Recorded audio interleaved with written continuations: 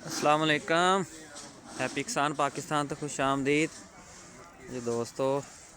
असी मौजूद हाँ जी इस टाइम गल्ला मंडी साहिवाल दे विच 22 दसंबर 2024 और मंडी की सूरत हाल जी है वो तुहाडे नाल शेयर करांगे और अज के जोड़े ताज़ा रेट ने वो तुहाडी खिदमत मैं पेश करांगा जी।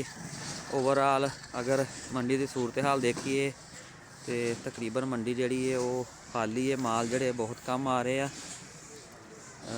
दसंबर चलता पाया जी, क्लोजिंग है और मूंजी की मार्केट जी है वो बहुत मजबूत है जी। मक्की की मार्केट जी है वो थोड़ी जी कमज़ोर है जी। इन्वेस्टर एक टाइम जड़ा इस वक्त जड़ा है वो निकल चुके हैं जी। सारे पहला मक्की तो शुरू कर रहे हैं जी। मक्की की मार्केट है जी 2500 रुपये तो लग के 3250 रुपया जी। जिस तरह का माल है जी उस तरह का रेट है जी। अगर पक्का 20 मॉइस्चर की गल करिए जी 2900 तो 3000 रुपया रेट है जी। और अगर 12 तो 13 मॉइस्चर की गल करिए जी 3250 रुपया रेट है जी। एक छोटी जी ढेरी आई सी जी, तकरीबन 14 तो 15 मॉइस्चर है जी और 3200 रुपये यह सेल हुई है जी। और अगर गिले माल की गल करिए तो 24-2500 तो शुरू हो रहा जी। मक्की थोड़ा जहा मंदा है और उम्मीद की जा रही है कि आरजी है आने वाले दिनों ये रेट के मजीद जी है दोबारा एक दफ़ा फिर बेहतरी आएगी।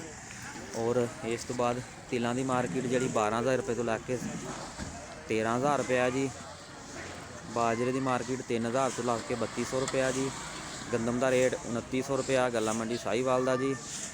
गुड़ की मार्केट 5,000 रुपये तो लग के 6500 रुपया जी।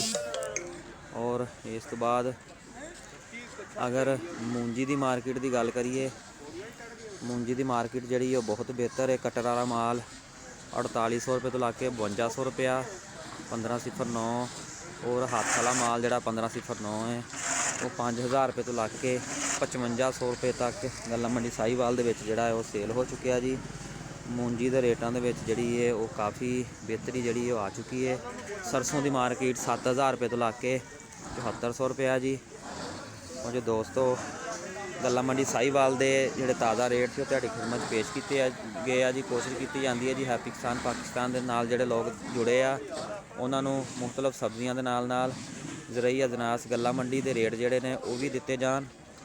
मैं रिक्वेस्ट कराँगा जोड़े दोस्तों ने हजे तक हैप्पी किसान पाकिस्तान सबसक्राइब नहीं किया वो हैप्पी किसान पाकिस्तान सबसक्राइब कर लो, बैल आइकन दबा लो। और जोड़े दोस्त इस वीडियो को फेसबुक पेज पर देखेंगे मेरे पेज को फॉलो ज़रूर कर लो। अल्लाह हाफिज़।